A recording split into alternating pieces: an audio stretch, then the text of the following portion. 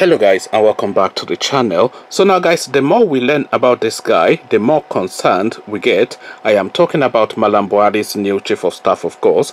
Guys, I bring you this. Real reason United States government told United Nations to dismiss President Buhari's new chief of staff, Gambari, as envoy to Myanmar in 2008. So that's the long-winded headline that we're contending with, and this is now being sourced from WikiLeaks. So again, the headline: real reason United States government told United Nations to dismiss President Buhari's new chief of staff, Gambari, as envoy to Myanmar in 2008. So now let's now get in a few more details regarding this guy, that is Malami.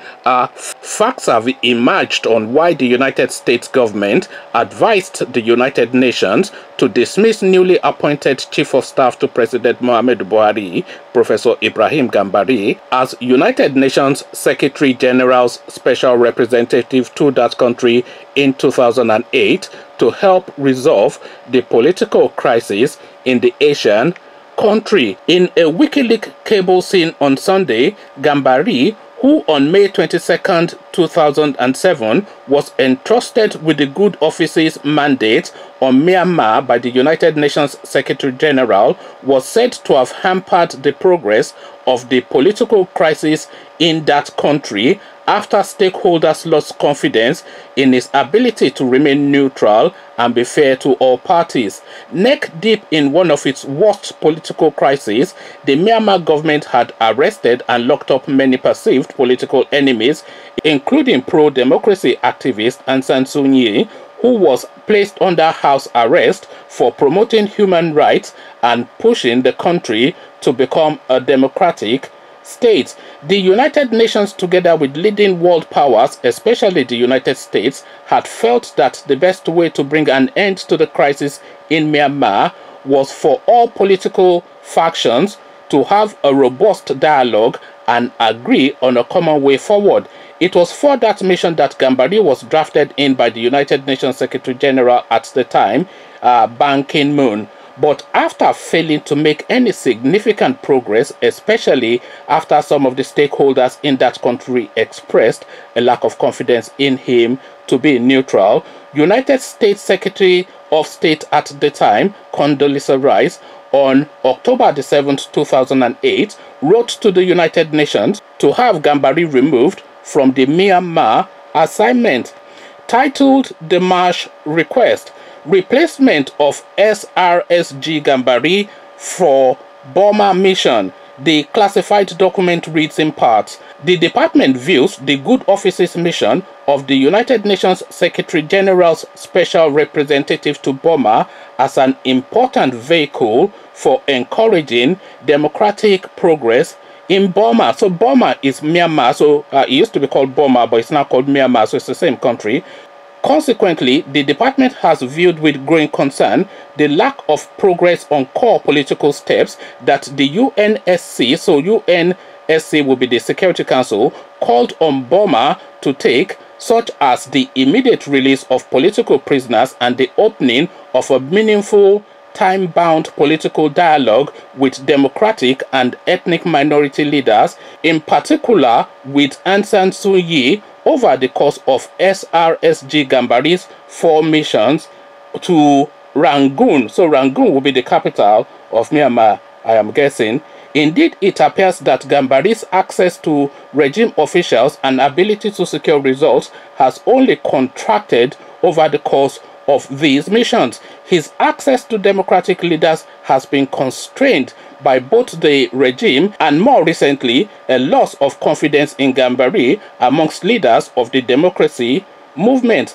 Gambari appears unrealistically upbeat, pursuing and reporting progress on peripheral matters, e.g., a possible economic forum, the possible placement of a UN staff member in Rangoon, etc., that are a distraction from what the Security Council has articulated as critical goals and identified as Gambari's mandate. Considering the key role of the Good Office's mission and Gambari's inability to secure significant progress from the Burmese regime, UN is asked to the March SYG ban or Ambassador Kim to seek Gambari's dismissal as SRSG for Burma. This demarche should occur as soon as possible. So that demarche, of course, will be a fancy word for dismissal.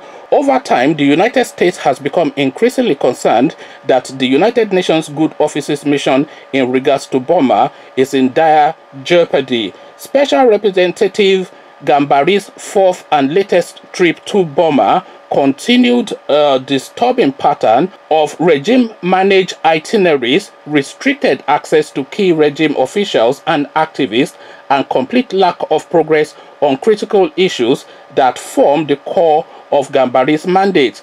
The opening of a meaningful and time-bound dialogue with democratic and ethnic minority leaders, including Aung San Suu Kyi, towards democratization and national reconciliation and the immediate and unconditional release of all political prisoners. Whilst the main responsibility for this lack of progress should be attributed to regime intransigencies, Mr. Gambari has not been willing to acknowledge it. This lack of progress, Mr. Gambari's inappropriate claims of success regarding peripheral issues, so again is going to the United Nations to 419 them, and his unwillingness to press the regime more forcefully for progress has caused us to conclude that his continued involvement undermines the Good Office's mission and should be therefore ended. We have no wish to embarrass Mr. Gambari and have no intent to link any removal with a lack of progress in Burma, but we would ask that you find a way to terminate gracefully his participation in this particular mission. In particular, we cannot support further travel to Burma for discussions with regime leadership by Mr. Gambari as part of the Good Office's mission. But reacting to the development in an interview 2 years later, Gambari denied being removed from that role despite the letter by rise to the United Nations leadership, instead insisting that he kept his role in Myanmar before being assigned to a bigger assignment nearly 1.5 years later in Darfur, Sudan. Since being named by Buhari as his new chief of staff following the death of Abakari to C-19, more of Gambari's involvement with human rights violations and dictatorial regimes have come to light once more. In 1999, for instance, he openly backed the demise of Ogoni activist Ken Saro-Wiwa and 8 other activists during the ruthless General Sani Abacha military regime. Gambari informed the United Nations that the killing of Saro-Wiwa was legal as it was done in line with the law and constitution of Nigeria. The United Nations Assembly had condemned the arbitrary execution of Saro-Wiwa after a flawed judicial process, emphasizing that everyone charged with a penal offense had the right to be presumed innocent until proven guilty according to the law in a public trial with all guarantees necessary for defense. But Gambari accused the United Nations General Assembly of dancing to the tune of some individuals trying to challenge the sovereignty of Nigeria. He labeled Saro-Wiwa as a common criminal who had engaged in the murder of some Ogoni elders. As a result of his actions, he was forced to resign as head of a committee organizing peace talks between the Nigerian government and militants in the oil-producing Niger Delta. Some Niger Delta leaders, including MEND, rejected Gambari's involvement in the proposed summit. Apart from his role in the killing of Saro-Wiwa and the 8 Ogoni indigenes, President Buhari's new chief of staff is also known to have openly supported the annulment of June 12, 1993 election won by business tycoon Moshood Kashimawo Olawale Abiola. To further give credence to the ex-UN envoy's ruthless reputation as a promoter of rights violation, Special Assistant to President Buhari on Media and Publicity, Femi Adesina, in his column on July 12, 2008, published in Sun newspaper, knocked Gambari for his support of dictatorial regimes. Additional, in the strongly worded article, had written, Gambari enslaved himself to please his paymaster. Now, 13 years later, the shackles are still tied round his neck. Boot-licking grovelers fail to learn. So the boot-licking groveler, we don't really know. It can be either of them, but really, well, almost certainly both of them, because of course Femi Adesina is a boot-licking groveler. But then now we are adding more flesh to the details of this Gambari guy, and we are saying, Abakari, please come back, all is forgiven, because this guy is going to show us pair. This guy is going to show us Pepe, and he now has the international experience and the contacts to back it up. So this is the guy that was defending June 12 annulment. This is the guy that was defending the Ken Saro-Wiwa incident. This is the guy